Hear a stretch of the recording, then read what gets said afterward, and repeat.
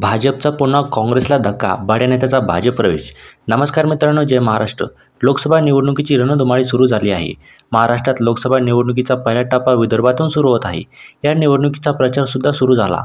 परंतु गेल्या काही दिवसांपासून काँग्रेसला बसणारे धक्के कमी होत नाही. माजी मुख्यमंत्री अशोक चव्हाण भाजपमध्ये गेले.